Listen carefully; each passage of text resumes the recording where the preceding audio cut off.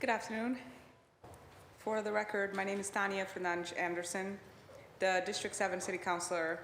I am the Chair on Boston City Council Committee on Ways and Means. This hearing is being recorded. It is being live streamed at boston.gov/city-council-TV and broadcast on Xfinity Channel 8, RCN Channel 82, and FIOS Channel 964. The Council's budget review process will encompass a series of public hearings beginning in April, running through June. We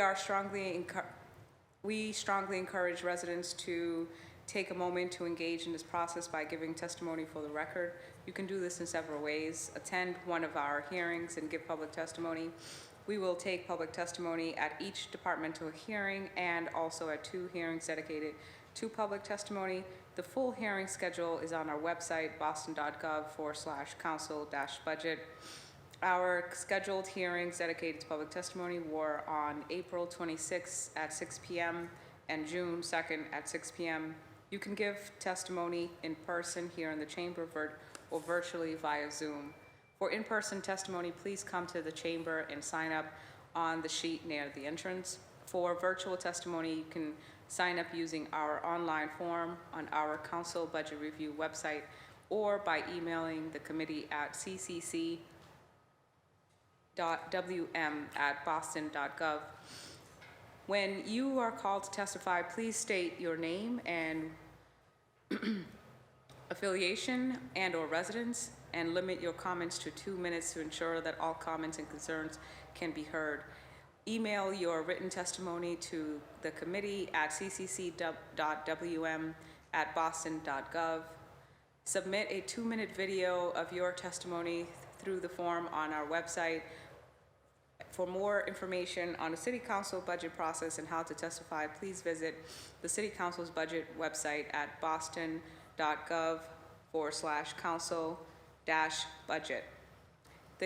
Today's hearing is on Dockets 0480 to 0482, orders for the FY23 operating budget, including annual appropriations for departmental operations for the school department and for other post-employment benefits OPEB.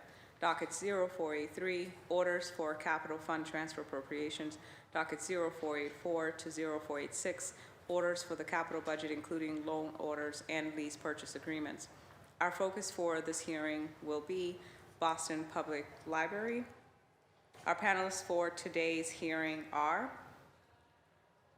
Eamon Shelton, Director of Operations; David Leonard, President of Boston Public Library; Ellen Donaghy, Chief Financial Officer, Boston Public Library; Michael Colford, Director of Library Services, Boston Public Library. I am joined today by my colleagues, Councilor Ruthie Louis-Jean at large, Councilor Bach, Councilor Braden, Councilor Murphy, and Councilor President Ed Flynn. For our format, the panelists will be allowed 20 minutes to present, and then we'll go to our first line of questions. Each colleague will be given 8 minutes for questions and answers, and then 2 public testimony, if time permits, a second round, and then closing remarks. Without further ado, you have the floor for your presentation. Welcome. Thank you. Good afternoon, Madam Chairperson, Council President, and councillors. It's our privilege to be with you to present on the Boston Public Library and our operating and capital budget as part of the Mayor's proposed budget for FY23. I'm joined by my colleagues here at the table, but also a number of colleagues in the audience who will be on hand should we have particular questions pertinent to their expertise. So I would like to begin with a brief presentation and certainly just to situate the overall mission, purpose, activities, accomplishments of the library over the last period and looking forward into FY23.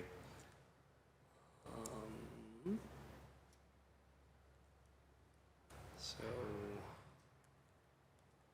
let's make sure I can actually use the clicker.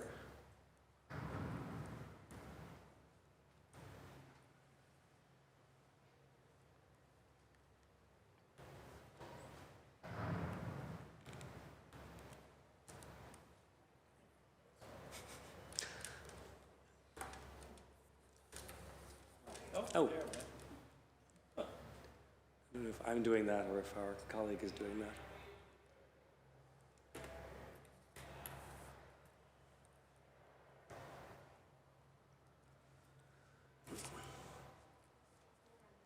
Okay, thanks. I'll cue them up verbally. So just to situate our context, our mission currently is the Boston Public Library provides educational and cultural enrichment free to all for the residents of Boston, Massachusetts, and beyond through its collections, services, programs, and spaces. Next slide, please. The Boston Public Library is both a city department and also responsible to our Board of Trustees, 15 individuals appointed by the mayor, and we're excited to welcome 2 new trustees to that group who have just been appointed. Lynn Perry-Wooten, the current president of Simmons University, and Jose Masso III. Within the, next slide please, within the city of Boston, we see our mission as really operating at the intersection of arts and culture, education, meaning lifelong learning, and civic engagement in human services. Within Mayor Wu's administration, the library now exists as part of the Human Services Cabinet, although I should note that we don't stop being an arts and culture organization just because we have moved from one cabinet to the other. But we're particularly excited about the opportunity to engage with other partners and other city departments that are deeply engaged in work that affects the life of the residents of the city of Boston. Next slide, please. And again, just a little historical context. We are over 170 years old as an institution, first chartered in 1848, the first large municipally funded public library in the US, the first to have a branch, first to have a dedicated children's library, and a founding member of the Association of Research Library. Today, we are the central library in 25 branches throughout the city of Boston, plus a presence at the Archival Center in West Roxbury. Our collections are estimated at between 21 and 23 million objects, one of the top 3 largest library collections in the United States.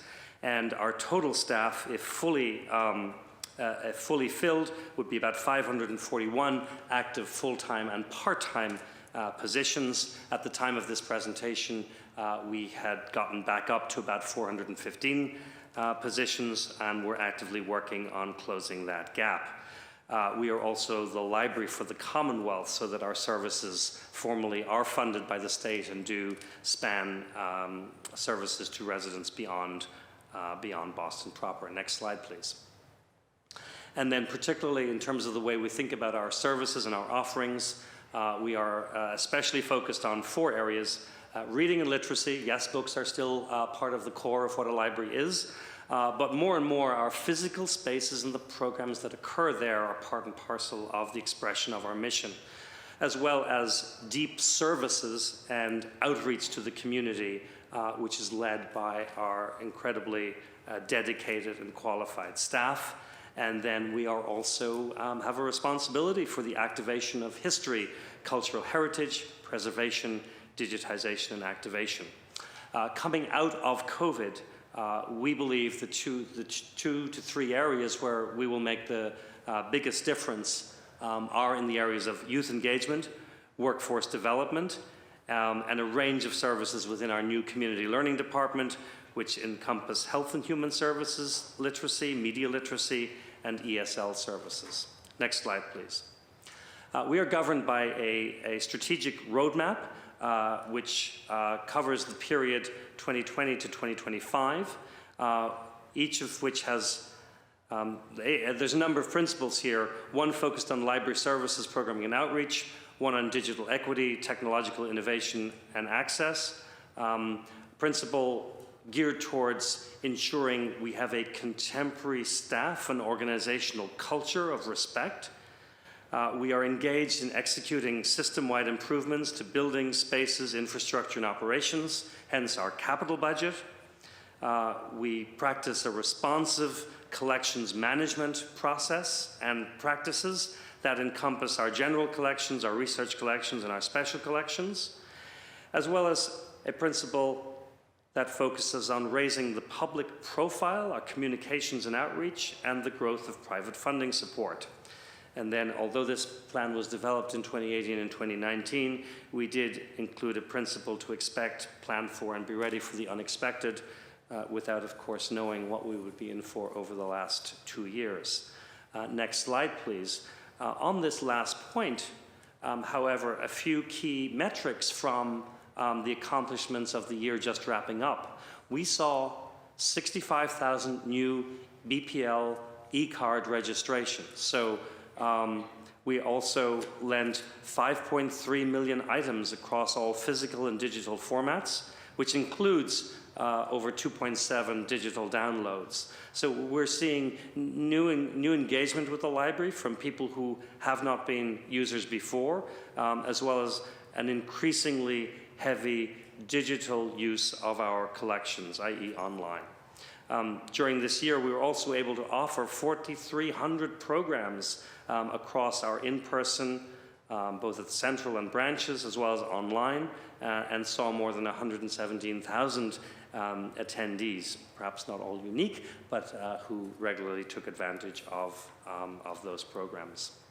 And our use of our Wi-Fi digital infrastructure throughout the city of Boston was also pretty high. Next slide, please. And then we have continued to make good on our commitment to matters of racial equity and equity, diversity, and inclusion more broadly. We've hired our first equity programs officer, who's with us in our staff today. We have launched 8 working groups among our staff to ensure that in the areas of recruiting and hiring, professional development for existing staff, our internal communications and our decision-making in particular are done in a way that the current moment calls for and seen through an equity lens. We have a team working on our new collections development, i.e. our acquisition process and procedures, that will also be informed by equity principles. And the library as a city department was very encouraged to participate in the first 2 phases of the racial equity and leadership training program of the city of Boston, and at least at the beginning, we're one of the highest and fastest participating agencies in that program. Next slide, please. A few highlights on our capital activities. So over the last 5 to 6 years, we've seen approximately $130 million investment by the city of Boston in many renovation projects. The most recent ones that we celebrated at Roxbury and Nubian Square, at Roslindale and Adams Street, all of which have won multiple architecture awards, and then a list of projects from the preceding basically 20-year period, a set of renovations that we're incredibly proud of. If we move to the next slide, I'll talk about the active projects. The Faneuil branch in Oak Square is currently in construction, and although we're not close enough to call a date yet, we're looking forward to having that branch back online in its newly renovated configuration in early 23. The Rare Books and Manuscripts department at the Central Library will have a soft opening this summer and a formal ribbon cutting and set of events in September.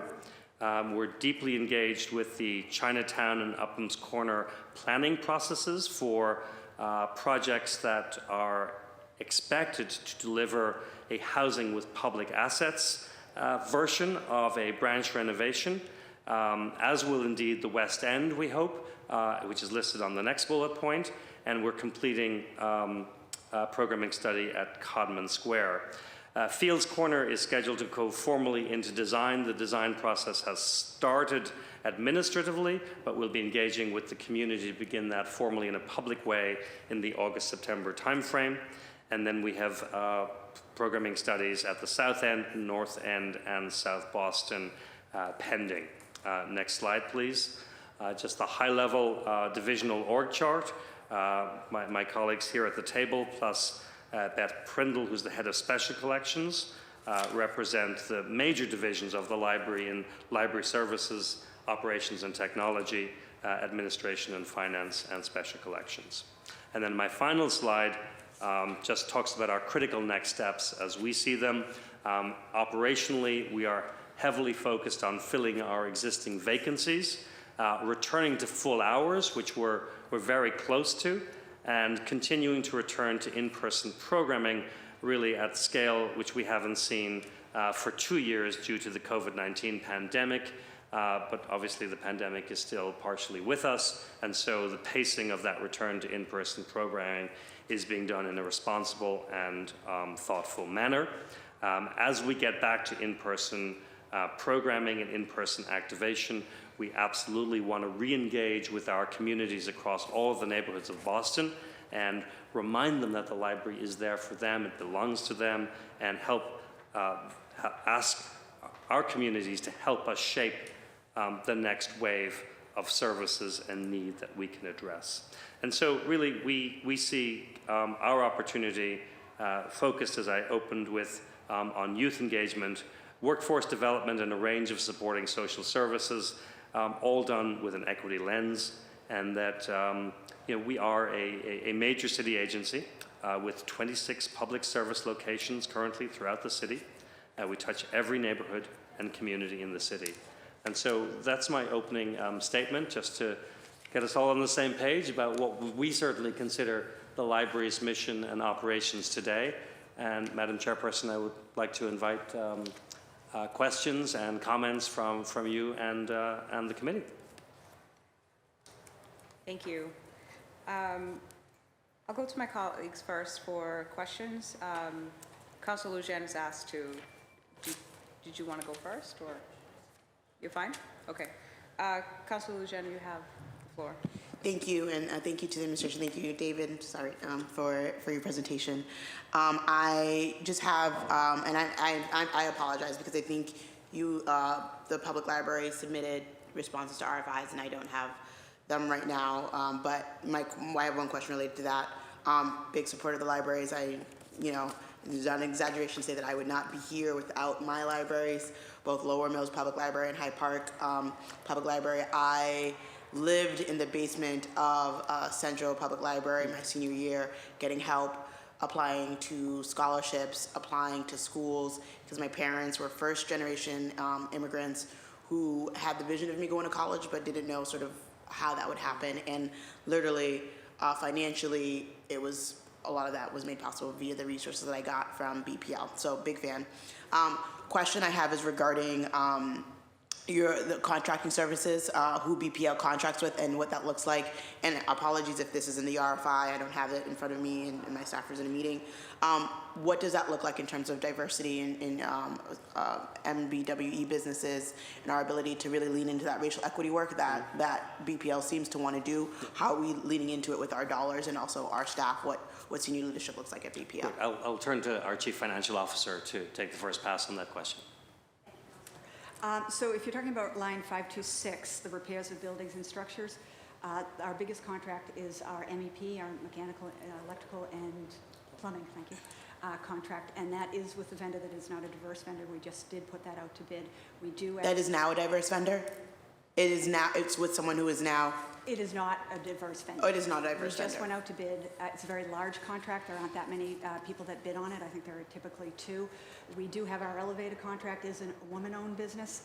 Our process to find people is we talk to and submit a list of what we're going out to bid for or what we're trying to contract for to the city's supplier diversity program. We reach out to anyone on that list, make sure they have the information. We also go to any vendor fairs that are out there. We just did promote internally, fill a long-standing backfill for a contract person in our office, so I think that'll add us a little bit of capacity. And we also always make sure that we check the state procurement list, the state minority certified list, because oftentimes we find vendors there that are not registered with the city, and we try to get them registered. More recently, just in the last couple of weeks, we did just award a $200,000 contract to do some work at KBLIC, Christine Business Library, excuse me, to do glass enclosures of all the alcoves there so that people have more privacy when they're doing the types of things that you were talking about, meeting with our folks that help people find students loans and that sort of thing, and grants that are down there. So we do go through the process, and we do try to take it to the next level by looking at the state, and also with vendors that we think may be eligible to be certified, asking them if they would try to certify. Great, thank you. So what percentage of the contracts go to MBW? Right now, I will say it is not very much, because the big contracts, our two big contracts are our security contract and our MEP contract. And that $200,000, was that a woman-owned business or a I believe person? it was a minority-owned business. Okay. Oh, and in a City of Boston business as well. Also, I think they might be a veterans-owned business as well. Okay. Yeah, I would just add, I think that the percentage of the dollar spend is not yet where we would like it to be. But when you add in the individual contractors, people who participate in our programming spends, which Michael can certainly talk to, we're looking at every opportunity to solicit more either companies or individuals who fit the criteria for the diversity procurement work that the city overall is trying to do. And we do find in some cases that they're not registered, so they may not always show up in the statistics, but this is work that we are continuing to support and to try and find new ways of engaging with companies of either minority or women-owned businesses. Thank you. It's something that the council cares about deeply, so I'd love to see BPL continue to lean into that work, and also when it comes to senior leadership.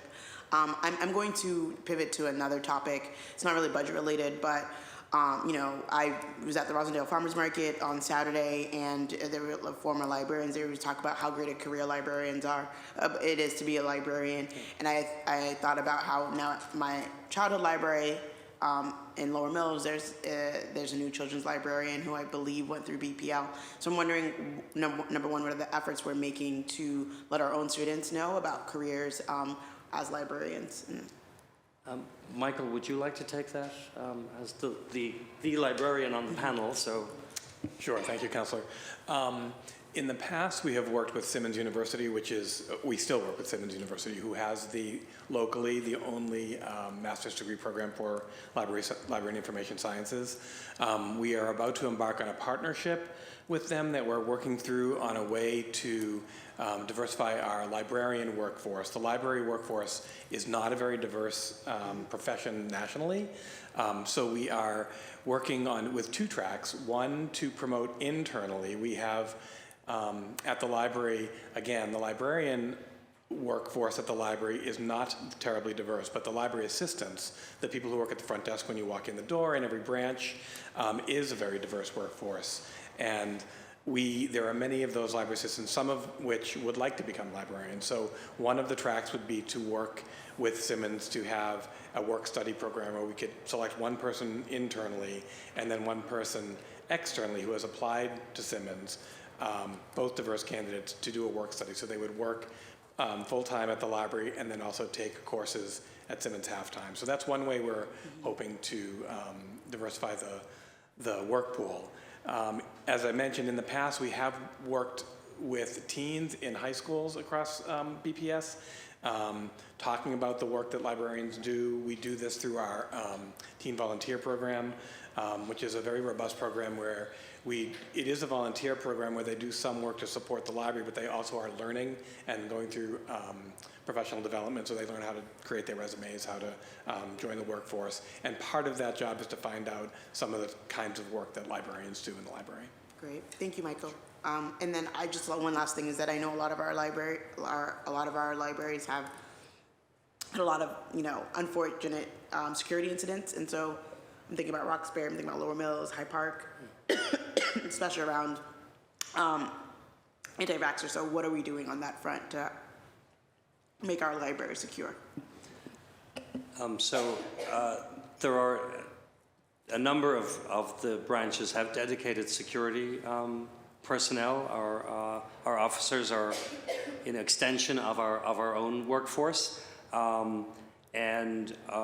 We've certainly not seen the same level of activity on that particular topic since we moved, along with the rest of the City of Boston, from mandatory mask wearing to our current position, which is that masks are recommended, and I would personally say they're highly recommended. But that has given some people at least their personal choice about what their comfort and risk level is. So we've not seen additional activity along that front since. I would certainly, just echo that keeping our staff safe and keeping our environment safe for our patrons to come in is of the utmost importance.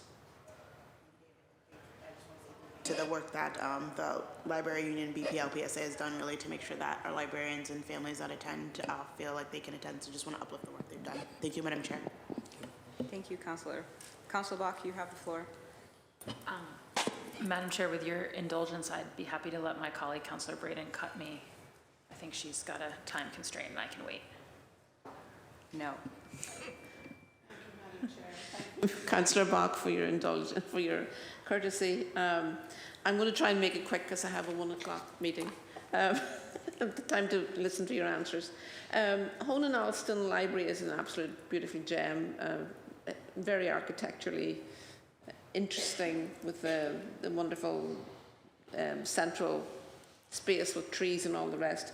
It does look like it needs a little bit of tender, loving care at the moment. I was wondering, do we have it lined up in a maintenance plan for, the woodwork on the outside needs to be retreated and needs some general upkeep. I know we build these beautiful spaces and then we walk away and forget about them for a while, but I think it's sort of timely to look at some maintenance work over there. Eamon Shelton, our Director of Operations, will take the first pass on that question. Very good. Hi, Councillor. So we are looking to, we've actually retreated the wood, or the stain outside on the wood, I think about 2 years ago. We can take another look and see how it's holding up. I know that it is supposed to patina in a certain way, and I think not everyone was comfortable with that, but it's possible that we missed some spaces during that retreatment that we did a couple years back, so I'm happy to take a look at that. In regard to the landscaping, we are actually looking at our landscaping system-wide at all locations to improve it, because I think it's an area that we could be better in, and so we will take a particular look at the courtyards over at Honan Alston. And the courtyard's a wonderful place. It Open. Look at the furniture as well. It's a little old. Thank you. And then I'd also like to ask about your BPL collaboration with BPS and other schools and daycares. Really thinking about early literacy. Like, one of the biggest challenges is to make sure that our kids, by the time they get to 3rd grade, that they're more proficient readers at grade. So, what resources and how are we partnering with BPS and other educational entities in the city to ensure that we get our kids up to speed with reading? We agree that the 3rd grade reading indicator is probably the most important metric for reading level for our young people. We just had a briefing from our management team this morning on the summer reading program that we're heavily engaged in for this upcoming summer, which spans 0 to 18 as the targeted age groups, whether it's our early literacy program, our children's programming, or our teen programming. But Michael can talk a little bit about the partnership aspect of that work as well. Thank you, Councillor. So early literacy is actually something I feel very strongly that the library does a really good job with. We see a lot of preschool children coming in. We have something called the Future Readers Club, which is funded by our Boston Public Library Fund very generously, that supports this effort, where it's basically an educational campaign focused at caregivers and parents about the importance of early literacy, but at the same time also does work directly with children. We've given away hundreds to thousands of books over the last couple of years to children. We have special Future Readers Club story times that started off during the pandemic virtually. That saw record-breaking numbers of attendance, which was really wonderful.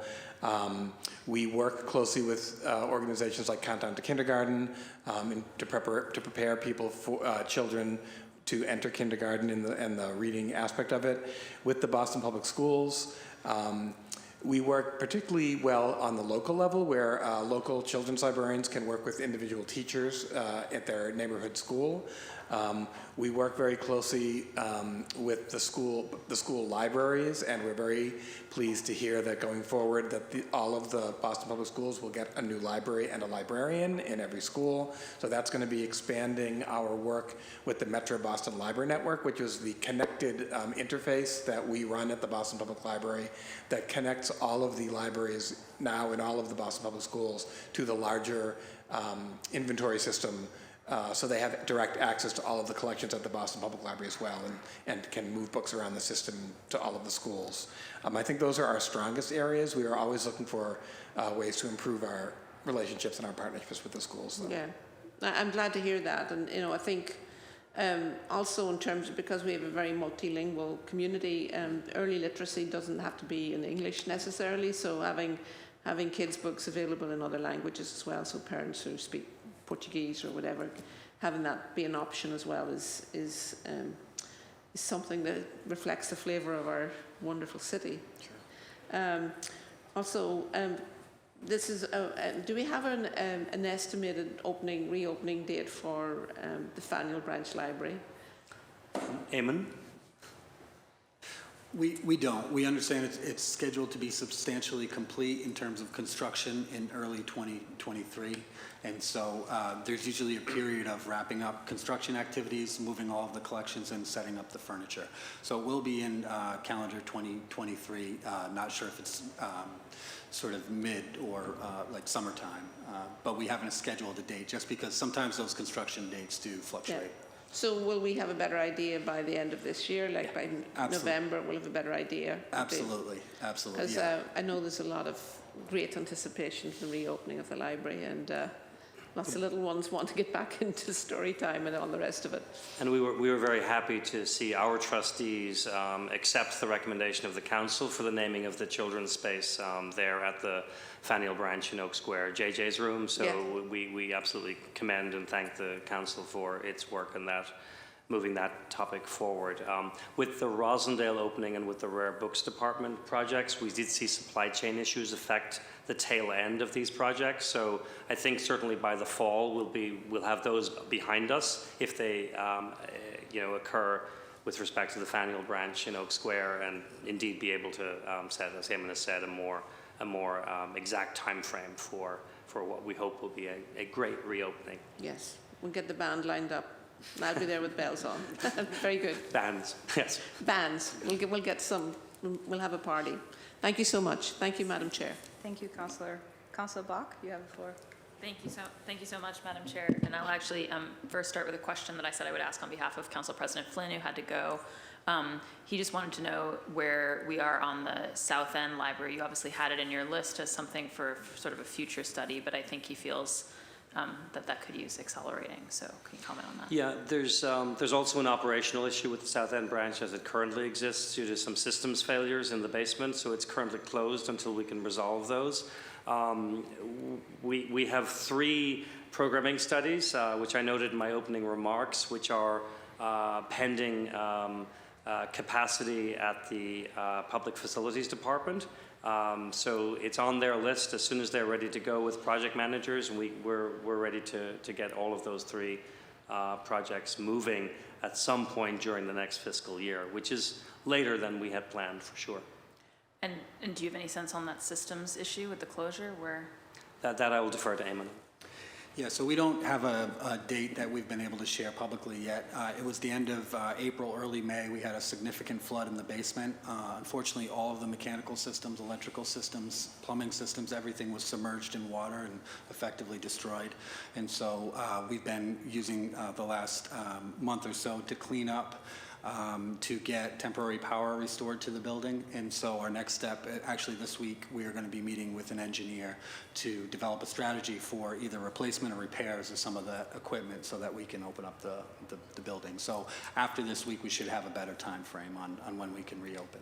Well, I feel confident that my colleague, Councillor Flynn, would love for you to keep him updated on the progress on that front. Absolutely. And obviously in my district, really excited. I know we've got the community meeting on West End Library, I think coming up either this week or next week. Obviously, the opportunity to put housing above the library is really exciting. And also I really appreciated the opportunity to be involved in the programming study that we had the last year. And so looking forward to the next steps on that.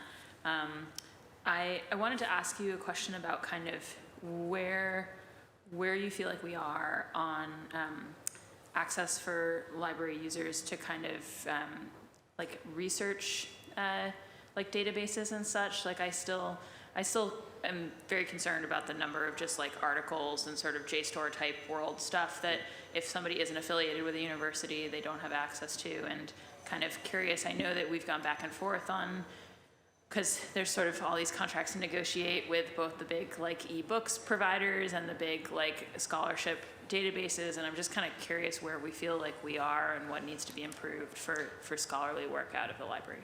Yeah, so we're continuing to move forward with our plans for digitization of existing materials that live at the Boston Public Library. We continue to invest in our online database subscriptions. We're not seeing, some year over year we may make some changes, but we're not seeing an inability on our part to keep up with that. The other, I think, major development that will occur this summer will be the reopening of our Rare Books and Manuscripts department, which will be the service point for all of our special collections for right now. So we haven't been able to do that in about 3 or 4 years. So that, I think, is another access point. So access can be in person or online. And of course, the holy grail for the library in terms of maximum accessibility will include the deferred renovation of the McKim building in Copley Square in the 90s and 2000s. About 70% of the building was renovated and brought up to standards, but there's another part, and we believe that the 3rd floor of the McKim building should be reimagined as a research center for the 21st century in a way that's accessible to everybody, not just the scholarly researchers who we love, but basically anyone who wants to come and work and engage with our materials. There's ongoing conversations within the library world more generally about accessibility of articles and the more scholarly or academic materials. The Boston Public Library has just taken the decision to rejoin the Boston Library Consortium, which will give us access through interlibrary loan to a whole slew of materials that might not otherwise be available. And why had we pulled out of that? Mostly for cost reasons, and this goes back to the 2009 budget crunch, which came on the heels of the 2001, 2002 timeframe, where across the entire enterprise we had to cut back. Also, I think the question of what is a public library as a research library in the 21st century was not one that was top of mind for us at that point in time. Yeah, well, I would love to continue to be a partner on that. I think we want to be like best in class, and specifically what you referenced, like being a bridge for folks who are not professional researchers into the world of research. And I think for our young people, as well, being able to come and just have a really excellent research experience when you're in high school makes a huge difference for people's ability to hit the ground running in college, I think. And we've seen now the 15-year success of the Leventhal Map Center at the Boston Public Library, the Central Library, where we're taking our map collection and basically creating secondary level curricula so that our school kids can basically engage with primary materials. And what's better than a map to teach math, geography, history, social issues, you name it. Imagine what we could do if we could do that with all of our special collections. Absolutely, and I'm a huge fan of Mr. Dash Nelson's over there as well. Eamon, is there any scheduled maintenance or upkeep stuff at the Mission Hill Library, Parker Hill? Currently, not in this budget, no. Just routine maintenance. Routine maintenance, but you don't know of any system failures we're dealing with there or anything? No, the I elevators. haven't heard about the elevator for a elevator's while, so I'm not asking you about the elevator. Right. Just No, the checking. elevator's been working fine, but no, just other than routine maintenance, we don't have any particular projects for the Parker Hill branch in this budget. Okay. Yeah, I think I could continue to ask questions about the research piece, but I guess just a thing to put a pin in, David, is just I think I'm probably going to want to do some follow-up on this question of sort of City of Boston collections that are like held by you versus held by the archives. My impression is that some of our this came up in the conversation about the 200th, that some of our materials are that are kind of maybe in a proper sense, City of Boston archive materials are still held by the library, but are maybe off-site because of the McKim building need. And so I just would like to understand all of that a little bit better and make sure that those things are accessible. Yeah, now with the return of materials in concert with the reopening of our Rare Books and Manuscripts department, all those materials that might have been referenced in that question are back on site, and we have an agreement with the archives department for increased collaboration, so that whether we hold it or they hold it, we don't need to bother the public with that distinction. It's really about access at the end of the day. Exactly, and that's what I care about as well. So look forward to following up. Thank you, Madam Chair. Thank you. Councilor Murphy, you have the floor. Thank you, Chair. Thank you. Love libraries. My favorite quote is always the one, I know everyone says it around you, but the Albert Einstein one. The only thing that you absolutely know is the location of the library. I grew up in the library, and growing up in the 70s, there was no internet, so you definitely, when your teacher assigned a project, you would run up to the branch to make sure you got a book on the topic, because you couldn't just Google it, and kids these days don't believe you, but it's true. And then joined my family and neighbors in the 80s, picketing outside the Adams Street branch, trying to stop them from closing the library. And then it's come full circle, because last year, May, at the ribbon cutting with the wonderful remodel, and then most recently last month when we named the community room after Pat O'Neill, who was an amazing community advocate and force in our neighborhood who we miss so much. So that was wonderful to see. So a big supporter of libraries. Some of the topics have been touched upon, but I'll just go through some of my questions. Can you give me some insight on the Housing with Public Asset Initiative with the newly rehabbed Boston libraries? And I'm hearing some mixed response in different neighborhoods. As an at-large counselor, you're all around the city. So how is the overall community response to this initiative, and how many libraries will be part of it, do you think? Yeah, so we're taking our departure from our 2012 study, which identified which locations at that point in time needed either a major or minor renovation. And basically, over the intervening time period, we identified 6 possible locations to explore further, which we did during programming studies. The result was that the Fields Corner branch, for example, the site is too tight, and the community reaction was mixed in that case. And so what we will be beginning design of in August, September for Fields Corner is a really strong 1.5, maybe 2-story branch library right there on the existing location. But we're really happy with the exploration process that we did. As Councillor Bach has referenced, the West End, in addition to the new Chinatown location, which the BPDA just designated, and also the Uplands Corner new site, which would be at the former Bank of America and parking lot building near the Strand on Columbia Road. Those are the 3 that we are taking forward to the next stage. And in each of those cases, the communities are, there's never universal, there's never 100% unanimity, right? But in general, all of those communities are incredibly supportive of moving forward with housing with public assets, which is our way of saying, yeah, there'll be a great library, but it'll likely have some housing or other civic uses on the same property. The Eggleston Square exploration, the decision was made based on community input there to go forward with a standalone library, which in that particular case will be able to celebrate a new branch. The structure, not unlike the challenges of the Adams Street location that you mentioned, but there's tremendous green space opportunity, which I think we all have a new appreciation for, so I think we'll do something really important there. So the civic use in some ways will be the green space rather than housing. And then the Codman Square programming study we're not complete with yet, so that's still under review. And I think that there's a variety of voices in that community, both pro and concerned about housing. So we're taking pretty thorough exploratory approach in each of these cases. We've not yet made any decisions about how firmly to explore the option with future programming studies, but that's a possibility. Okay. Thank you.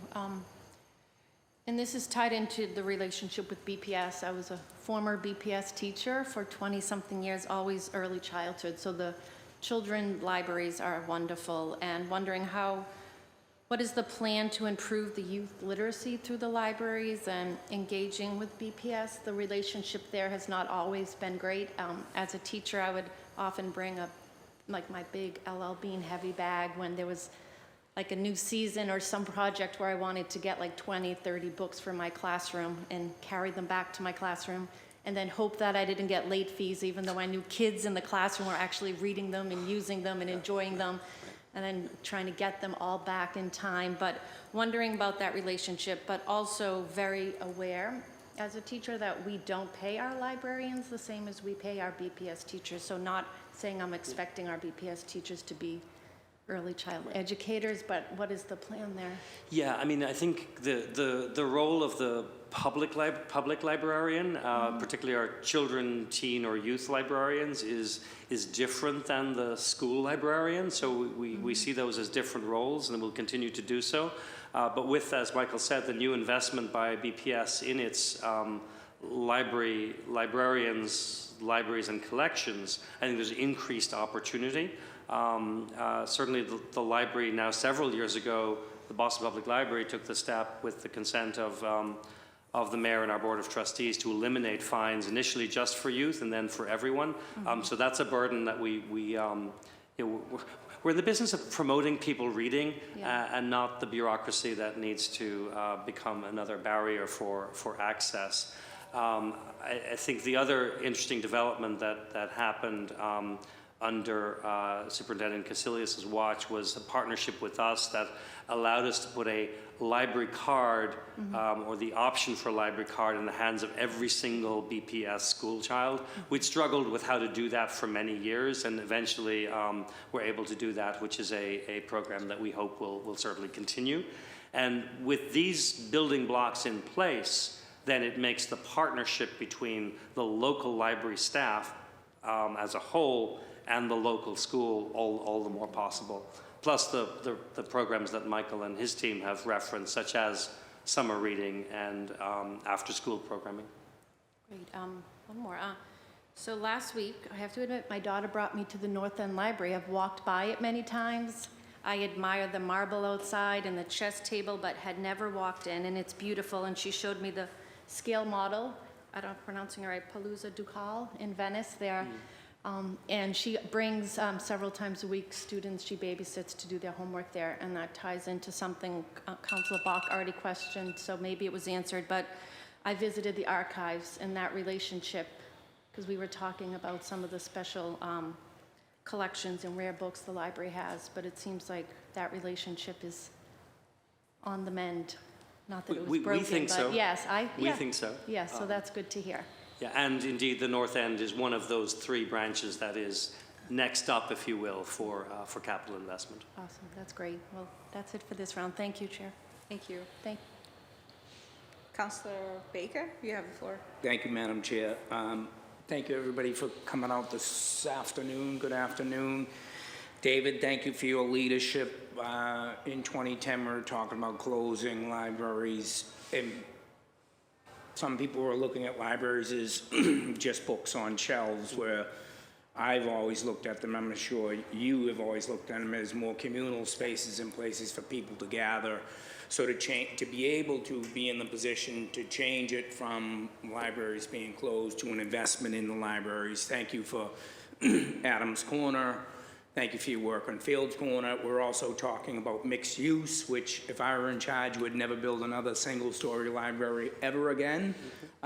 West End is big. I don't want to say upset, but I was a little dismayed when Fields Corner came out. It was basically the housing advocates that said, we don't want housing above the library, which, again, kind of conflicting, there was some conflict there. But the thought of being able to deliver senior housing, I think especially, is what we should be doing in those places. So now we're moving forward on Upham's Corner. I don't know how far along that is. It seems to be kind of caught in a log jam, but I do think that we will end up with something there. And it seemed like that the community was on board with housing, another area that needs the housing.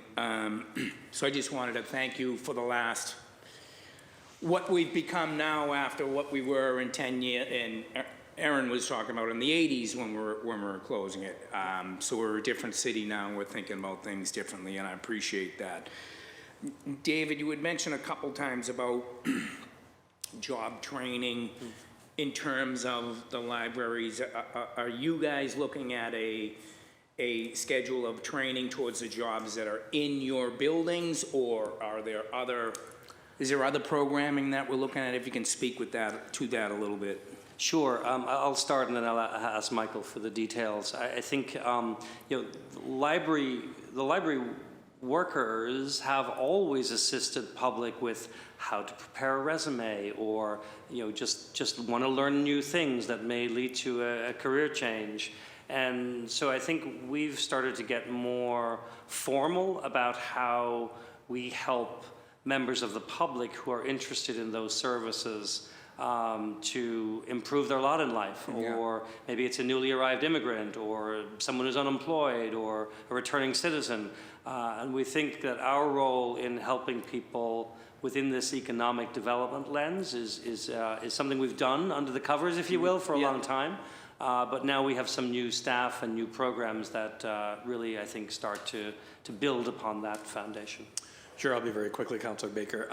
We've always focused on workforce development through our Christian Business Library and Innovation Center at Central Library, and we view that space as kind of a destination. So people who know that we've been focusing on small business development, entrepreneurship, people who do want to help find a job and they know of the Christine, they'll come there and they get great top-notch service through amazing partnerships that we have. But we recently, in the last couple of years, created a new department called Community Learning, and our Community Learning Department's focus is really to be out in the community, teaching people an array of skills that are all intrinsically vital to success in the workforce, and those include ESL competency, it includes digital equity technology training, and then of course the workforce development piece. So this team, we just hired a second workforce development librarian and a career counselor.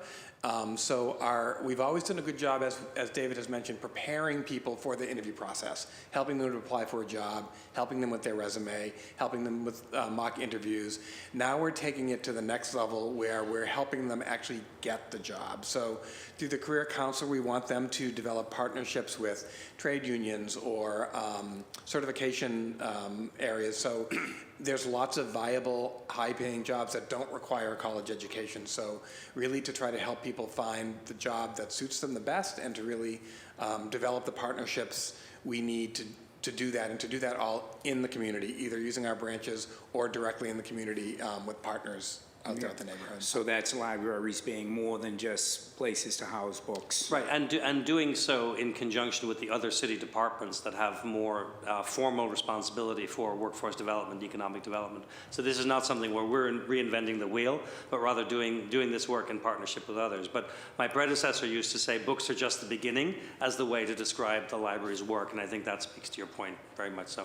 To your other question, though, about internally, we are looking at potential internship possibilities both with the library staff, but also possibly with, we have our major caterer contract. So maybe we can have some people come in and actually with our nutrition lab in Roxbury, but also with our catering company to find places for internal internships so people can learn hands-on work. Thank you. And can you talk a little bit about, probably you, David, your vacancies? What do you have for vacancies? Where are they, and how are we going about filling them? Yeah, we entered the fiscal year in July with about 90 open full-time positions. 90? 90. That is 20 to 20, somewhere between 20 and 25% of our workforce. So you can imagine how big of a challenge that was for the staff as a whole to bear the burden of returning to full service. While we work through that number. We're now down to about 40 of that category of position. So we've made great progress, but we have a ways to go. Something in the 20 to 30 range is our normal churn, and that doesn't include, say, some of the part-time positions and others that we need to account for as well. They are across the entirety of the enterprise. So it's librarians, it's library assistants, it's technical folk, it's managers, and all of our positions, as I think you're aware, do get posted on the City of Boston Career Center, and so are all available. We have been getting good applicants, and we've had some amazing new people join our staff, so we're optimistic, but with that volume of positions, it just takes time to work through the process. Yeah, thank you. And Eamon, why did the south end flood? Was it water up? Was it groundwater up or water in? Well, combination. They actually always have groundwater there, and they have a sub pump. Sub-pumps. We do, yeah. Did the sub pump fail? It did fail, but it failed in combination with a water heater that also failed pretty spectacularly. Yeah. And, so when you go big, right? Yeah. It filled up, the entire basement filled up like a bathtub. So every piece of equipment that we rely on for that building was submerged in water. So was it just your systems down there? Were there any books or any storage or anything like that down there? Yeah, luckily no collections. All the finishes are actually in pretty decent shape upstairs. It's really mechanical, electrical systems primarily. So that branch is closed down now for how long? It's currently closed to the public. Like I said, it was the end of April or early May. What we sort of have said is several weeks. Over the next couple of weeks, while we have the engineering team, cleanup is complete, we'll be able to strategize and understand how long it's going to take. But I will say that we are already hearing about supply chain issues for some of that equipment, that electrical equipment. Unfortunately, it was all destroyed. Yeah. And last comment, David. With the Adams Corner Library, thank you for being flexible. We were able to save that tree, which produced amazing outdoor space, and it's one of the better trees probably in Adams Corner, and I think it would have been a shame if we lost it. So thank you for that also. Thank you. Thank you, guys. Thank you. Thank you, Madam Chair. Thank you, Councilor. Can you provide a more detailed, and if you don't have the information, obviously submit it by email, on your early literacy program, including the demographics of the participants and its outcomes? Yeah, I think we will. I can get that information and send it to you. We do. One of the pieces of the early literacy program is we have. It's based on a program called 1,000 Books Before Kindergarten. So the goal is to read 1,000 books to your child before they reach kindergarten. And so there's this app that parents and caregivers can obtain through the Boston Public Library website. So we do have some information about the users there. What's the name of the app? It's called Future Readers Club on our website. So if you go to our Future Readers Club page on the bpl.org website, you can find the app there. And then we also have the information about the families who come to the virtual future reader club story times, but we don't generally collect demographic information at the library, so it's very hard for us to pin that down. We're trying to think of ways to do that in the future. It's just something that the library is traditionally, privacy has been a very big thing about library users. We don't ask why they're using the library, what they need at the library. So, but we are realizing that we can better serve communities by having some baseline information on them as we're developing services. But we can certainly get you what we have. Thank you. You mentioned that you're going into the next steps with Upham's Corner Library, and then pending community, I guess, process with the housing plans for Codman Square. Can you send me a list of all of the libraries that you actually have housing plans for? And then also, can you tell me what is the next stage for Upham's Corner? Yeah, the Upham's Corner, there is an RFP released for bid as we speak, which is the second time we went out to bid on this site.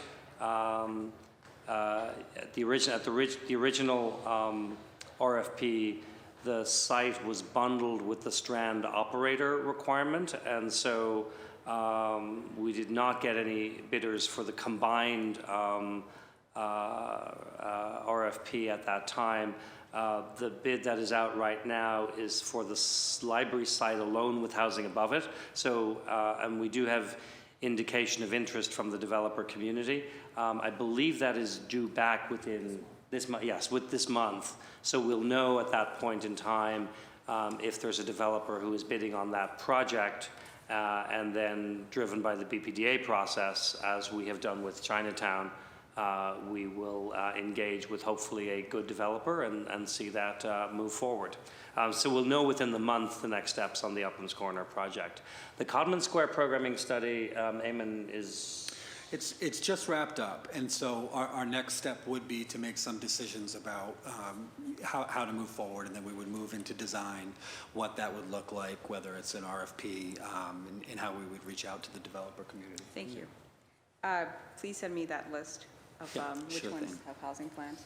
There are, your budget or proposal suggests 2.6% increase in library departments, but then 4.57 increase of, which turns out to be about a little bit over $1 million for library administration. Can you explain justifications? Yeah, I'll defer to Ellen in a moment. And some of those categories are legacy org chart designations within the budget book. The individual line items are 100% accurate, and the overall roll-up is accurate. But the split between, I think it's community services, research services, administration, is not really a completely up-to-date reflection of how we operate today. I would say that overall, this budget is essentially a maintenance budget. What will take us to do this year, what will take us to do next year, what we did this year, plus the investment in 7 new positions, one of which is in our IT department for cybersecurity expertise, and 6 additional positions that are frontline staff across the branches that have the greatest need. Ellen, did you want to add to this distinction of where those percentages are reflected? Absolutely, and actually Michael and I were talking about this morning. So David is 100% right. It's a function of the fact that we've changed the way we have our cost displayed in the city accounting system, and have not updated that for how we actually serve the community. So for example, under the 100 fund, which is administration, it says, that includes all the back of house functions, the custodians, the laborers, the IT folks. It includes all the collections costs. It includes the technical services folks, the people who get the books, get them ready to be put on the shelf. And it includes project management, which is the folks that are actually working to update the libraries. Once we pull those costs out, which I'm hopeful we're almost at the end stage of our most recent reorg, and we'll be able to change how we show our costs, that would bring it down dramatically. I think at the end of the day, in library administration, we really should only have the president's office, business, accounting, human resources, and probably communication. If I looked at it Friday just to get an idea, and if I looked year to date, on our costs for salary alone under what's called administration. 20% of that is actually collection staff. And it also includes all the costs associated with the books. So we just have to go back and true up our organizational structure, really, because it does not appropriately match how we do business. Doesn't your 90% under capacity offset this number at all? I'm sorry, Councilor, could you repeat that? You have a 90%, was it 90? 90 Oh, positions 90 that we started 90 with. positions, sure, I'm sorry. No, I don't think so, because, for example, the 200 for community services has all the branches, but then other things in it. So it depends. A lot of the openings we have are direct library services. Some of those are in each of these categories, and they shouldn't be. We need to true that up. I think if we finish this over the summer, we could work with OBM and represent the budget more accurately in the fall. Thank you. Of your top 10 salary earners, 9 are white, 1 is Asian. Can you, and I know that this has been the issue with every single department in the city of Boston, except 1 so far that I've heard. Whereas it's disproportionately just inequitable, not diverse. And then the top salary earners, again, being majority white and then sometimes majority male. Can you speak to that? So I think there are multiple slices. I mean, that's accurate, first of all, right? So that isn't. You sent it to me. Yeah. Okay. Okay. There are multiple slices of how one can look at the diversity numbers overall. I think when you look at our total workforce, it's very reflective of the makeup of the city of Boston, with some deviations within particular racial identities. We also look at 5 years ago to today. So when we look at our leadership group as a whole, which I know is a different number than the top earners, I'm not saying those are equivalent, because I think the equity work at the end of the day has to show up in terms of earning equity. But our next level of leadership team is a bit more diverse. When you get to the management team as a whole, you see a number that's closer to 25%, and not the 10% number that you're citing right now. Thank you. So we have more work to do. Thank you. If I may too, Councilor, one of the things that we have had success in for management positions is promoting from within. So for example, in the HR department, we have 3 managers. 2 of them are people of color. Both have been promoted from within. Both have been with the library for less than 3 years. I guess, just looking at it overall, what whites in Boston are the minority, and then when you take the BIPOC diluted combination of one bucket, I guess we're a majority, and then and then the demographics in your department in the library does not reflect that. Even your colleagues today does not reflect that. So happy to have conversations about whatever we can do, and if it's not a policy issue, if we can't do anything, fine, but would look forward to working with you. Yeah, happy to have conversations about that, particularly as vacancies at all level of the organizations occur, so that we can, over time, continue to move the needle, so that ultimately the goal is that we're closer to, at every level. And we heard from Michael earlier that this is also a challenge within the library profession as a whole. But I don't want to give you a list of excuses. I want to give you a commitment to continue to work on this. Thank you. Appreciate that. I guess just one more question before we go to public testimony. Can you explain how the hours of operation are determined? So the last major survey of the residents of Boston was in the 2008-2009 timeframe, and that basically resulted in we have the central library, which today operates Monday to Thursday, 9 to 8, Fridays and Saturdays, 9 to 5, and we just returned to Sunday hours, which are now 11 to 5 instead of 1 to 5, as it had been previously.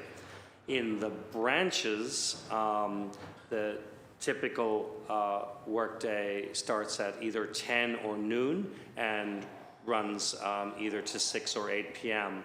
Our preference is for the majority of branches to have 2 evenings where they are open to the public, to that 8 p.m. time frame. We're not fully back to that post-COVID, given the staffing levels that we have. And then we were able to successfully return to 9 to 2 on Saturdays at all branch locations. The other returning point there is that for the busier branches and for key neighborhoods, to ensure that we get back to a fuller day on Saturday. So there's still a greater return, and I think we would look at the next opportunity to engage with communities more broadly in terms of, do those hours actually fully reflect what the hours of the library should be for the next 5 to 10 years? But they're not the same branch to branch, right? They're not. So, for example, the West End, which at least traditionally, and any example, there's mileage will vary, but the West End certainly has traditionally seen more usage during the week, somewhere like JP has seen really heavy usage on weekends. So we've tried to continue to match the hours and the priorities to what the community is asking for and what the community usage level is. But at the same time, we don't want to be in the trap of not returning hours to communities that would use them if they were available. I understand. Thank you. We'll move to public testimony and then to second round. We have Eliza. Alyssa. Alyssa with an E. Thank you, Alyssa.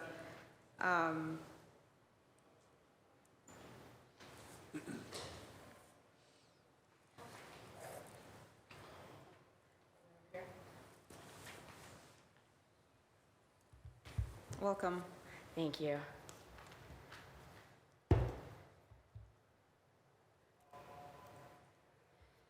Good afternoon, Madam Chair, councilors. Thank you for taking your time today on this important topic of BPL's budget. My name is Alyssa Cadillac, and I am president of AFSCME 1526, the diverse worker group of the library. We do make up the diversity that is Boston Public Library. I represent custodians, carpenters, drivers, library assistants, clerical workers, and much more. These are often the first people that our communities interact with when they walk through our doors or they pick up the phone. Our doors are open to all. We provide a safe haven for many populations across the city, as well as resources to protect and educate our communities. It's also important to recognize not everyone needs a library degree to work at the library. We need to recognize certificates, advanced degrees, other things that count, and that's who makes up the workforce. We have proven our dedication and our contributions to the City of Boston even more so over the past 2 years, and I ask that you do recognize that. The proposed budget does not fully support our operations. Many of our buildings are old and outdated, and they have outdated HVAC systems. Even before the pandemic, we identified air quality issues throughout the pandemic. We've also been asking for HEPA filters and plans to upgrade these systems. We regularly bring this issue up in our Health and Safety Committee and to the Director of Operations. I've also provided some scientific evidence that the locations with the new iWave systems that were put in do not meet standards alone, add toxic chemicals to the air, and have to be supported with HEPA filtration systems. And yet there is nothing in the capital projects put before you to address this ongoing health issue. In the short term, the city could use the ARPA funds to invest in HEPA filters across the Boston Public Library locations. The standard for air change rates is 6, but even with a minimum of 3, the majority of our locations fail that criteria. And therefore, the city is failing both its workforce and its community populations by refusing to provide at least this one layer of protection. I do have numbers if the councilors would like. We welcome everyone into our buildings. our youth, our aging, our autoimmune compromised populations. So take a moment and think about that when you come into, and many of our counselors do talk about visiting our libraries. That's the air that you breathe and your children breathe. You can make recommendations to reallocate funding to the budget for developing and implementing a plan to update and improve our existing systems. It is an easy way to start fixing a long overdue problem. And the new AFSCME positions in the budget are also not enough. We need additional positions, such as our Welcome Services library assistants, who greet patrons walking into Central, and yet those positions were not added to the FY23 budget. These positions, they reflect the diversity of our neighborhoods by having staff able to speak a variety of languages, thus making our patrons feel welcome and seen. And with increased services and hours, we do not have enough bodies to support the needs of our communities. This is not due solely to the vacancies across the system. We need more AFSCME staff to provide frontline services, instruction, resources, the expanded hours you've heard about, as well as keep our buildings clean and operational. Without an increase in staffing, the city continues to ignore the effect it has on my members' mental and physical health. This administration says it wants the city to be a better place for employees. So now is the time to demonstrate that to the AFSCME 1526 workers by using your new legislative tools that you have that were voted in by the community to amend the mayor's proposed budget, the budget you have before you, or simply vote no and send a message that more needs to be done to support the workers that I represent. Thank you for your time. And just as an aside, I was at the Archival Center the other day, and I think there are some things sitting on our shelves out there that maybe we need to talk about moving over to the other side. So, but thank you again for your time. Thank you so much, Ms. Alyssa.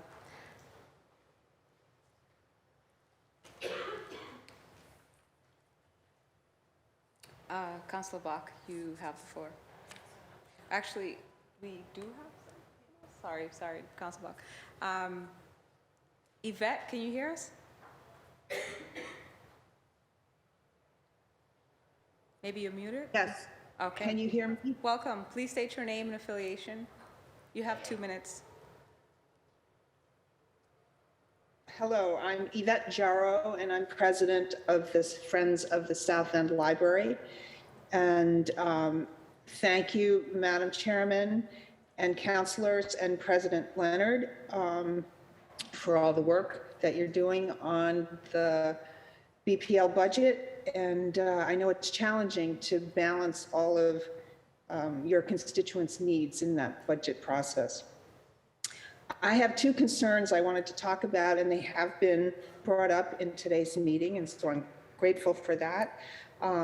First, I'd like to say thank you to Eamon Shelton for having added a little more clarity about the closure of the South End branch, and the understanding that after this week, we should have more information about the reopening plans, et cetera. At least I'm hopeful around that.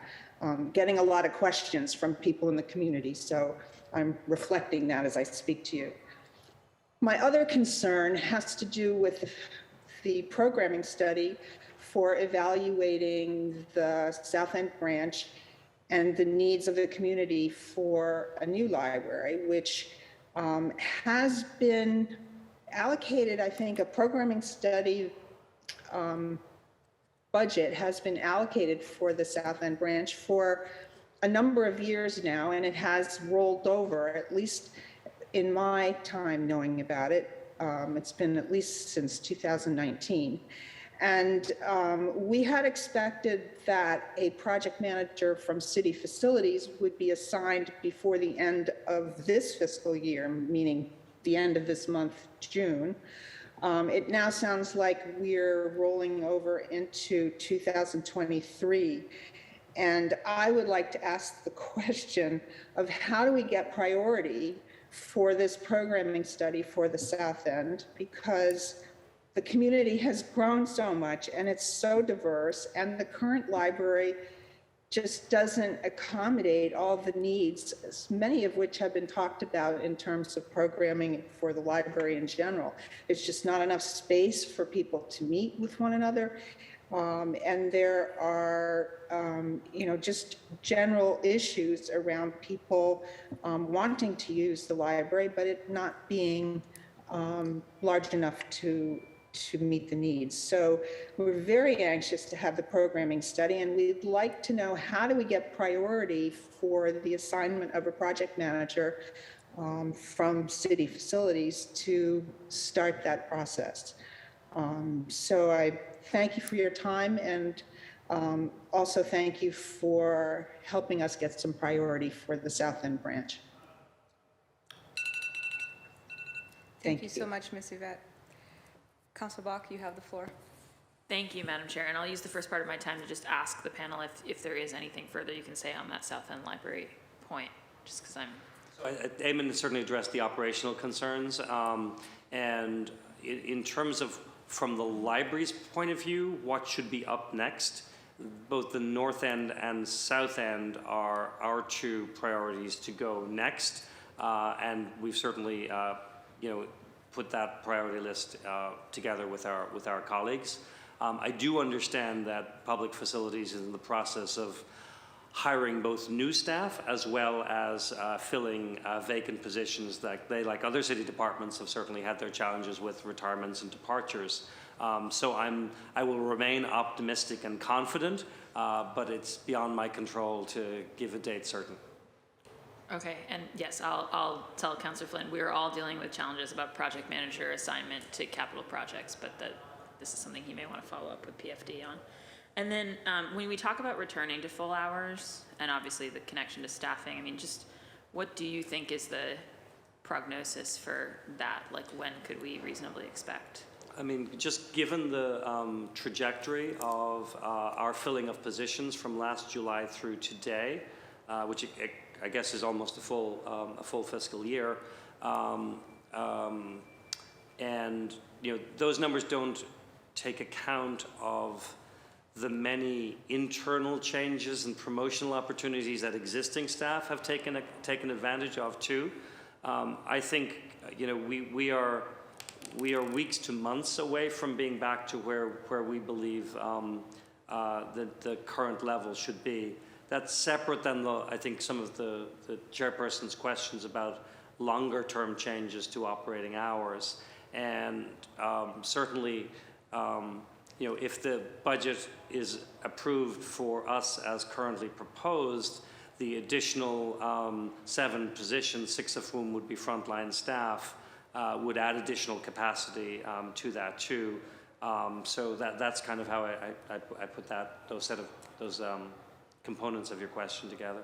Got it. And are you guys looking at sort of comp and class? I mean, we're talking again and again with so many of our departments about the fact that just some of the job positions that they're posting are not competitive in the current labor market. We're in active review with the city's new comp and class team for any positions that go through the approval process. So in some ways we're reliant on their expertise to help identify where there are particular gaps. Some of the positions are subject to collective bargaining agreements as well, and so I don't want to shortchange any process on that front as well. We're seeing a large volume of applicants for the existing positions, so we probably would have to get back to you on more specifics if there are particular positions that we have any data to suggest are not graded appropriately. Okay. Yeah, because I think I'm very sympathetic to the view that we need more staff for the library, and that you guys, like you said, this is a maintenance budget. I would love to see us having an expansion budget for the library. At the same time, I think that we're struggling, the council is struggling across all departments with the idea of approving more personnel budget authority for our departments when they have so many vacancies, right? Because it just feels like the chances that it will just not get utilized in this coming fiscal year and then sort of go back into reserves at the end just is, it's a tricky thing to make judgments about. Yeah, we recognize that the budget that has moved forward, that the mayor has moved forward for us, does include additional positions, which builds upon multiple years of increases at this stage. We would plan to come back for the next wave next year. because of some of those concerns, and that the budget office certainly has to balance the citywide interests across multiple departments. Through 2022, we've had $2.9 million in budget investments in the budget. A lot of that is personnel. So, and this year, as David said, 7 new positions and an additional, I think it's over $400,000 for books, which they did consider part of the maintenance.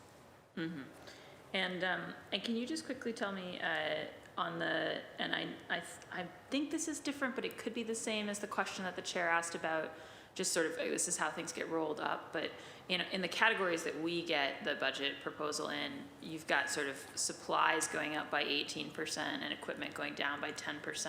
I think those are the only kind of multi-digit deltas. Do you know what's driving both of those? So the supplies went up because the supplies of the books. Okay, So we got so that's additional what that money. is. In the equipment, we don't typically have a lot of equipment money. We typically pay for that on the trustees side.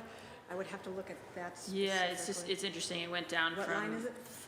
So you went down from 435 this year to 390 in the proposed budget. So it's a delta of 45,000. It's not huge. It was the only other double-digit category. That might be just one-time cost last year. Okay, and then it seemed like when we got your actual snapshot from April, like you were running somewhat under, like behind pace on current charges and lease purchase. What do those items mean for you guys? So lease purchase is the equipment, typically the computer equipment that we use for public service. Those hit at a regular period of time, so I think if They're you look lumpy. by the time we get to the end of the year, it should be fine. We are down, we're going to have a significant surplus in the salary account. We've already moved about $400,000 of that down to pay for books. Current charges, I think that's just because there are no purchase orders for those costs, and so they will hit later in the year. But what are they? Oh, I'm sorry. What are current charges for the library? Current charges are, I'm sorry, Counselor, I have to pull that up. I should know off the top of my head. Current charges are the costs associated with software renewal licenses and other licensing. Okay. Yeah, I was just surprised because I think of current That can be charges as somewhat cyclical too, so we'll have up and down years depending upon when the contracts expire. Okay. All right. Yeah, I think those were my questions, Madam Chair. Thank you. Thank you, Councilor Bach. Can you, you mentioned that you were working on giving access to Boston Public Schools. Do you know when that's going to happen? Michael?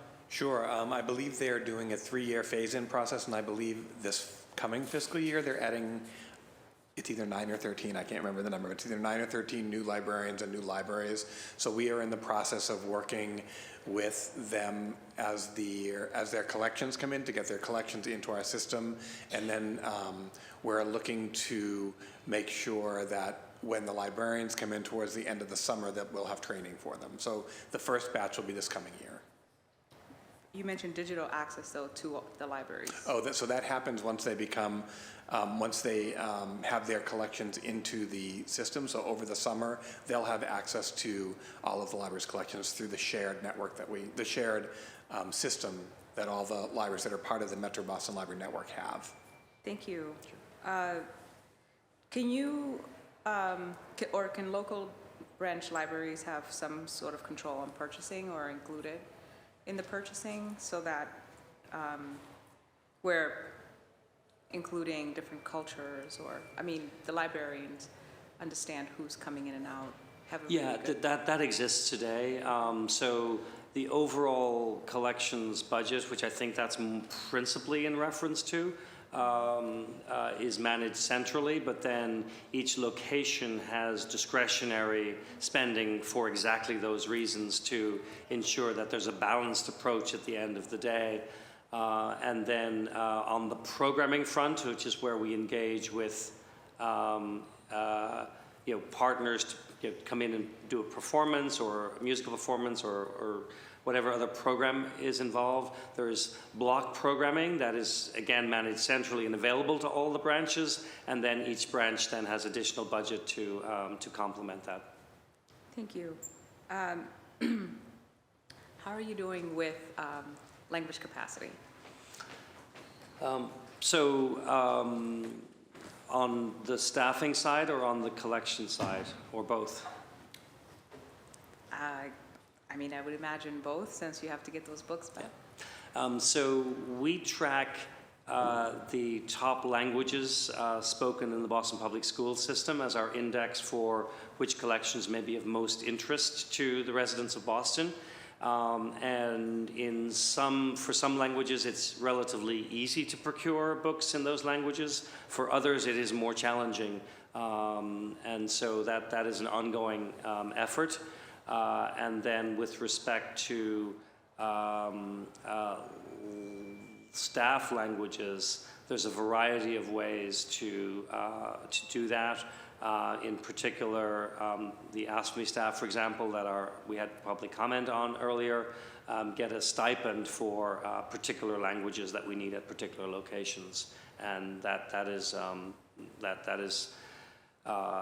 something we review when vacancies occur as to whether to add a particular language or add the differential for those languages.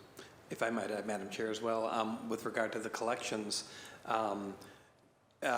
David referenced the equity working groups that we had put together, and in the collection working group that I'm working on with my colleague Rudney, world language collections are one of the top conversations that we've been having in this working group, so we're putting together a process by which we can make sure that we can address the needs of the city through our world language collections. I would further add that we are increasing from trustee funds our allocation for translating our major program flyers and other information into multiple languages. So we're making an additional investment there, as well as I think we have asked for an increase in our city allocation for the same line. I noticed that the Roxbury branch has a lot of books for Black people, Black stories. How are we doing on other cultures? So the Roxbury branch has a defined, which it has had traditionally and which was refreshed during the renovation, African American collection, which is heavily used, and the staff there were very active in ensuring that refresh happened responsibly. I think different neighborhoods have different holdings. Upham's Corner is very Cape Verdean. Fields Corner, strong Vietnamese holdings. Eggleston, very Latino.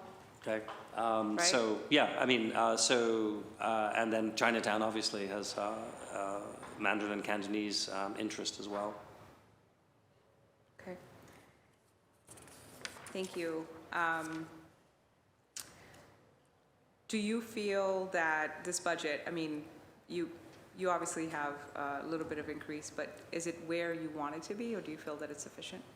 I think there's a short-term and long-term answer to that. Is and I think no department ever gets all of the things they ask for in a given year, but we feel that this budget is very responsive to what we have asked for, and given the preceding conversation around the capacity to onboard new positions. I feel that the addition of 7 positions plus our continued work at filling existing positions is responsive. Other needs we would plan at this stage to come back for in a future budget year. How do you determine cost and design for branches? So that's an exercise that is owned by the Public Facilities Department. And they're the ones responsible, with usually an architect and an estimator, for costing out what the particular needs are.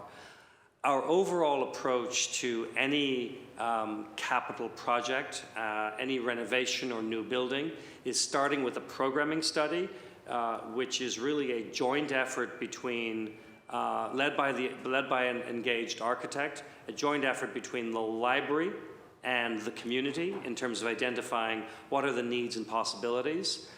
During the final stages of that programming study is one level of estimation.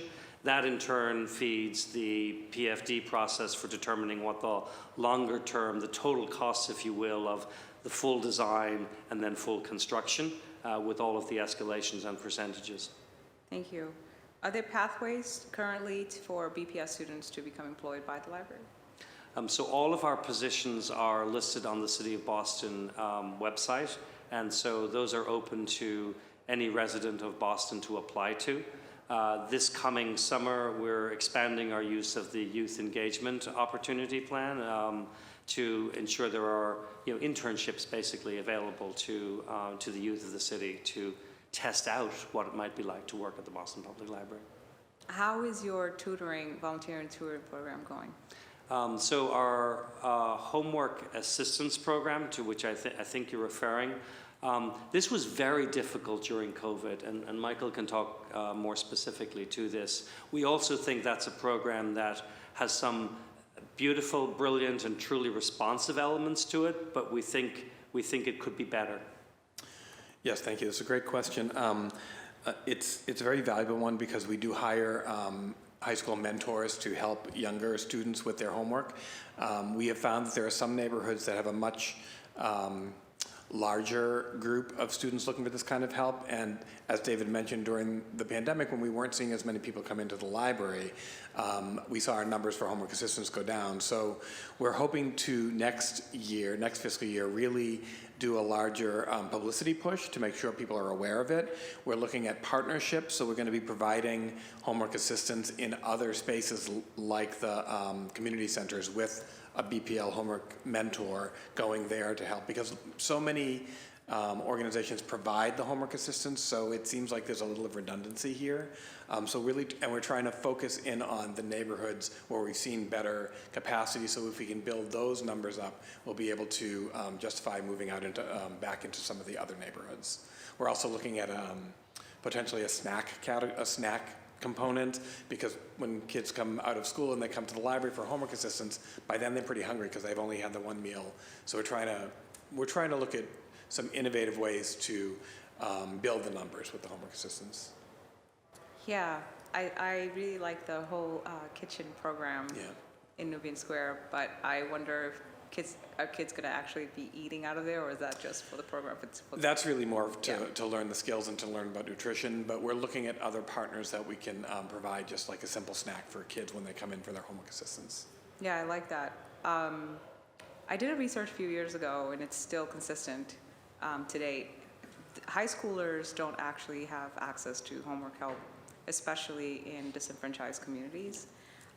So I filed a hearing order to explore the possibilities of partnering college students and high school students, turning that into a job for both. So I look forward to getting more from you, or if you wanted to. Sure, that's actually, that's a future component that we're working on right now, is to bring in some college mentors to help high school students not only with exam prep or SAT prep, which has been very, very popular when we've done a couple of these SAT prep classes. They've been very, very popular with students, but also with exam school admissions, because to really look at some of the diversity issues around the exam schools and help to provide some assistance to students who want to take the exam school prep. So that's definitely a direction we're going in as well. Yeah, that sounds great. This would actually ask colleges to put some money to actually create jobs for their students, as well as us finding money to pay stipends to high school students, especially Black boys having the highest dropout rate in Boston. And so employing them, it would be a job, but you would be going to get tutored. Right, it's a win-win, right? Yeah. It's a win-win. I think so. I do have like 1,000 questions, because I love the idea of supporting our youth and obviously library. I think you're doing tremendous work, and I really appreciate you. I'm going to go to my counselor colleague, Kenzie Bach, for final statements, and then we'll close out. Great, thank you so much, Madam Chair. Do you mind if I just remembered a question that I wanted to ask? Is that all right? Of course. So I just wondered, we didn't really address, but obviously, like, the library, this was true before COVID, and I know it continues to be true. The library has been, a major hub for our unhoused population, and you guys really stepped forward in terms of putting the social worker on staff and thinking about that housing resource guide. And I just know there's been tremendous work on by the rank and file staff on this front. recognizing that it also remains a huge challenge. So I just wondered if you guys could speak to that, because it occurred to me as we were drawing to the end of the hearing that I think the last few hearings we've had with you, we've talked about that at some length, and we didn't address it today. So I just wondered if you could I think both Eamon from an operational point of view and Michael from a services point of view can give a brief answer to that question. Do you want to start, Mike? Sure. So as you mentioned, Councilor Bach, we have hired now a social worker for the library, which is the start of an expanded program where we'll be working with, we're now a field placement office, a field placement location for graduate students at Simmons in the social work program, and we are working on becoming a field placement for BU to place social work students. So as a social worker, she can oversee these social work students. In addition, our career counselor also has a social work degree, so she will also be able to work with the social workers. And they're both really smart, and they came in with lots of great ideas, but their first was to do a needs assessment, which was a wonderful thing to determine. And what the social worker particularly has been speaking to several of the large urban library systems across the country who have had very successful social work programs. And she's been finding out you need more than one social worker to do this. And she's been finding out that every program starts with the job split between direct client service and support for the staff, and they all have moved to more supporting the staff to better be able to work with people in need of social services. So it's just been a very educational process that she's been going through, so we're really relying on her needs assessment to figure the direction that we're going to head in. And then I'll just add, the partnership with Pine Street Inn has continued in terms of a clinician dedicated to the library and actually stationed at the central library or meeting patrons and visitors directly. And we also continue to participate in a lot of the task forces around the community, particularly the one in the Back Bay, which actually just started last week or restarted in the group in the West End. Great, thank you. No, I just think it's really important work, and obviously want to continue to support its growth as she figures out what you guys need, talking about future budgets. And I also just wanted to say thanks so much. We mentioned it before the hearing started, but Dory Klein on your team's been fantastic, and we're really looking forward to the library's collaboration and the Commemoration Commission.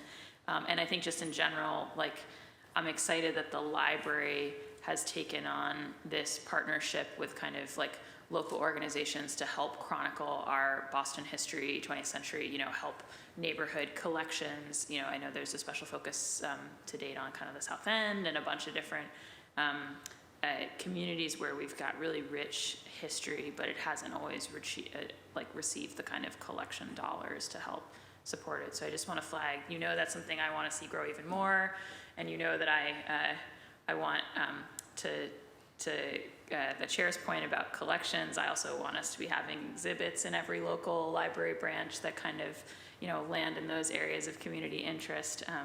But I really appreciate the work that your staff's already doing in partnership on that. Yeah, thank you, Councillor. There's no question that today and over the last 2 years through the pandemic, you know, that the difference that we made in the lives of residents of Boston and beyond was a tribute to the entirety of the staff. And so I couldn't be prouder of the work that our team was able to do. Thank you. Thank you, Madam Chair. Thank you. If you have any final statements, we'll hear them before we close. I think that was partially it. So, you know, I think it's real important for us, the next wave of our work and our identity, that we center our staff in all of that. And we thank you for consideration of this budget proposal and all of your questions and interest today. Thank you. Thank you. Thank you all. Meeting adjourned.